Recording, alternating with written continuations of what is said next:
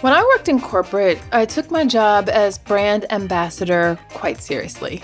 And one of the last roles I had before I left, one of my responsibilities as product director was to be on the review committee for every piece of customer facing content.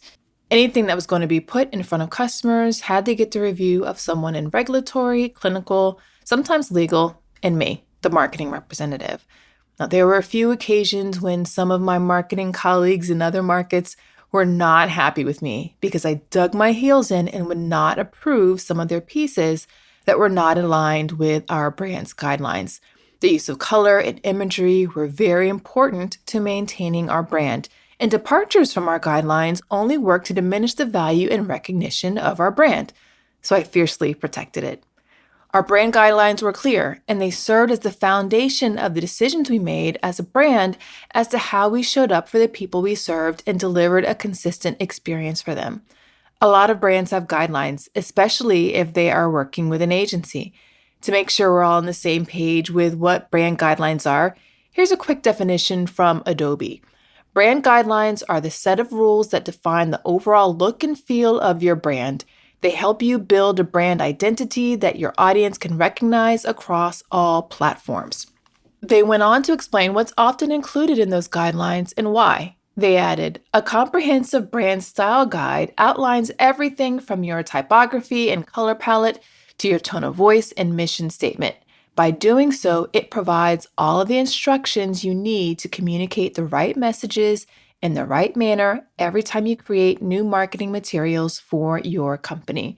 I say every brand needs to have brand guidelines. It doesn't matter your size. It doesn't matter how many people are on your team. And those guidelines also need to incorporate your approach and style as it relates to inclusion. We'll get into more of what you need to include in your brand guidelines to help you ensure your marketing is inclusive after this short break. Did you know that most businesses only use 20% of their data? That's like reading a book with most of the pages torn out or paying for a coffee that's just 1/5 full. Point is, you miss a lot unless you use HubSpot. Their customer platform gives you access to the data you need to grow your business. The insights trapped in emails, call logs, and transcripts, all that unstructured data that makes all the difference. Because when you know more, you grow more. And when you get a full cup of coffee, you can do more too. But I digress. Visit HubSpot.com today. There's no one right way to create your brand guidelines. And of course, there's no one right way to make your brand inclusive. A hallmark of building an inclusive brand are the choices you make. And those choices need to be documented in your guidelines so no matter who is working on your brand, they know how to deliver inclusive experiences that make the people you serve feel like they belong. All right, when it comes to incorporating inclusion into your brand guidelines, there are two areas I want you to focus on as you get started. The first one is language. Before we dig too deep here, I do want to let you know that there is a whole entire episode on inclusive language. Episode number 15, Getting Started with Inclusive Language for Your Brand with Naila King. I'll drop a link to it in the show notes so you can have a listen if you haven't already. Words matter. That's why language plays an important role in whether or not people feel like they belong. It's why some big brands have made changes to eliminate the use of some terms because it was having a negative impact on the way their customers felt. In 2021, Unilever decided to remove the word normal from all their beauty and personal brand packaging and advertising. After doing a survey of more than 10,000 people in 9 countries, they found that people who needed products that weren't labeled normal to describe their hair or skin felt excluded. Unilever said that the decision to remove the word normal was a step they were making to, quote, challenge narrow beauty ideals as we work towards helping to end discrimination and advocating for a more inclusive vision on beauty. In late 2020, health website MindBodyGreen announced that they removed the word infertility from their website. The founders explained that in most instances, the term was misused and that moving forward, they wanted to look for better, more correct ways to communicate their point. The founders also noted that, quote, the word infertility does a disservice, unquote, to their readers, and they wanted to use empowering language that better reflected the science. Now, of course, not all brands will have words that are so triggering for the people they serve, but it is helpful to understand how the words you use impact the people you serve. I recommend that you sit down and think about the experience you want to deliver the people you serve throughout every area of your customer journey. In my course, Inclusive Brand Academy, I've got an entire module on this about designing your customer experience. How do you want people to feel as they are engaging and interacting with your brand? Think about and plan for how you want people to feel as they are engaging and interacting with your brand. Then evaluate whether or not the language you are using supports that feeling, specifically for the people you want to serve. There's a bunch of different things to consider from an inclusive language standpoint. It's just a matter of proactively thinking about how you want your brand to show up. Now, here are a few things to consider. Ableist language is one. First up, let's start with what ableism is. Here's how the site Access Living defines ableism: the discrimination of and social prejudice against people with disabilities based upon the belief that typical abilities are superior. At its heart, ableism is rooted in the assumption that disabled people require fixing and defines people by their disability. The site further explained why ableism is harmful, saying, like racism and sexism, ableism classifies entire groups of people as less than and includes harmful stereotypes, misconceptions, and generalizations of people with disabilities. Okay, examples of ableist language include using terms related to mental health and disability to describe things not related to mental health and disabilities. Here are some very common examples. Words like stupid, insane, crazy, or lame. Have you ever heard someone say, "Oh, that was a stupid idea"? "Oh, that growth was insane. We had a crazy time last night," or "that idea was lame." Those are ableist terms. Phrases like falling on deaf ears, the blind leading the blind, and "I'm super OCD about XYZ." These common words and phrases creep into the way we communicate, and most people use them with no intention of harm, and probably without realization that they can cause harm to other people. But intention and impact are not the same thing, and your intentions should never be used as the measure of success. So if your goal is to not use ableist language in what you produce for your brand, make sure to mark it down in your brand guidelines. Another thing to consider and make a decision on for your brand is your stance on gendered language. Is it in or is it out? Will you put a great emphasis on using gender-neutral language? Decisions about gendered language first popped up for me in high school when I remember a teacher I had. He was a very new teacher, had just graduated from university, and he was talking about how he had got marked down on a grade on a college paper because he used he/she in a paper when referring to a mixed gender group, and he used he/she throughout, rather than defaulting to the he, which is often done. Now, if you will be translating and localizing your content, you'll also need to make decisions for your brand style guide as to how you address gender, particularly for those languages that gender is quite prevalent throughout. This is covered in great detail in episode 70, Growth Through Spanish Translations, Best Practices for Reaching Customers that Speak Different Languages. I'll drop a link to that in the show notes for you. So here are some common nouns that are gendered along with a gender-neutral alternative. Man, which is often used as default. You could easily use person or individual. Mankind, an alternative is humanity. Chairman, you could use chair or head instead. Mailman, you could use mail carrier. Stewardess, flight attendant is a non-gendered form of that term.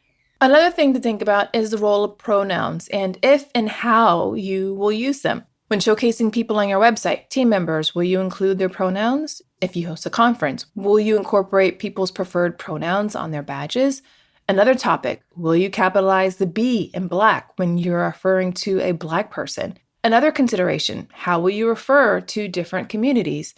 When I worked my corporate job, we made insulin pumps for people with diabetes. We made a choice and had in our brand guidelines that we said people with diabetes rather than diabetics.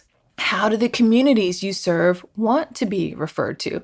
How will you refer to the Latino community? Will you say Hispanic, Latino, Latinx, or Latine? My advice here is to do the best you can to call communities what they call themselves or what they prefer to be called. Of course, acknowledging that there may not be consensus among the people in the communities you're serving. And one other thing to consider with regard to language in your brand guidelines is language based upon region. Increasingly, brands have customers and people they serve in countries around the world. And different countries have different ways of saying things and even different spellings of different words and even different formats for dates. I saw on LinkedIn a while back a business owner in the UK asking his colleagues whether they write program as program, P-O-R-G-R-A-M, or program, P-R-O-G-R-A-M-M-E. He's British, and the British spelling is with 2 M's and an E at the end. He lives in the UK, but had lots of customers and people in the community who lived in the US. So he was trying to decide how people felt about it. I'm not here to tell you what's right or what you should or shouldn't be doing here, only that you do need to choose what is right for your brand and then document it. To be clear, changing your language doesn't mean that you're fully inclusive. It doesn't mean that oppression, racism, sexism, and ableism go away. But not causing harm with the words you use does help support you in delivering experiences that make more people feel included and like they belong. We'll get into making inclusive brand guidelines as it relates to visual imagery after this short break. Okay, I've got another podcast recommendation for you. It's Augmenters, hosted by Julie Meyer and Jimmy Edgerton, and it's brought to you by the HubSpot Podcast Network, the audio destination for business professionals. So on this show, Julie and Jimmy dive into mentoring and explore ways to augment and refresh the mentoring environment. They're using 8 core principles that weave relevant spirit guides and diverse guests, and Julie and Jimmy use a lot of humor and practical tips to help mentors and mentees get further, faster together. There's so many great episodes to tune into for this show, but one that you might find especially interesting is their latest episode, number 120, Mentoring Across Gender, Men as Allies and Mentors. Listen to Augmenters wherever you get your podcasts. Okay, the second major area to focus on when it comes to incorporating inclusion into your brand guidelines is your visual imagery. What decisions will you make about the imagery your brand puts forth to ensure that it makes more of the people you serve feel like they belong with you? Decisions around representation are important ones to include. What guidance can you give to your team about representation in your visual imagery? I did a training with a client who told me their goal was to ensure the visual imagery they use in their ads mirrored the percentages of different racial and ethnic groups based upon census numbers. So if the U.S. Census says the Asian population makes up about 6% of the population, then their goal was to have 6% of their images reflect people of Asian descent. Another client I was doing training with told me about a guideline they had that said for every 3 people included in an ad or a campaign, at least one person needed to have some form of visual difference, be it in the form of race, gender, or disability. Whatever decisions you make, be sure to document them in your brand guidelines so your team knows how to execute on your vision. Whatever decisions you make, be sure to document them in your brand guidelines so your team knows how to execute on your vision. Another element to consider in your guidelines are the tone and the message your visuals communicate. For example, a common complaint of people within the disability community is that they are portrayed as being helpless or always needing help from others. If you want to ensure your brand does not uphold negative stereotypes, make sure to call out in your guidelines specifics about what you want your visuals to communicate and what you don't want them to communicate. Making these decisions will go a long way toward ensuring every consumer-facing element of your brand is thought through, planned for, and delivers an inclusive experience. One other thing to think through once you establish your guidelines is whether or not you will go back and update anything you produced previously that don't meet your current standards, or if you'll just focus on making the work you do moving forward inclusive.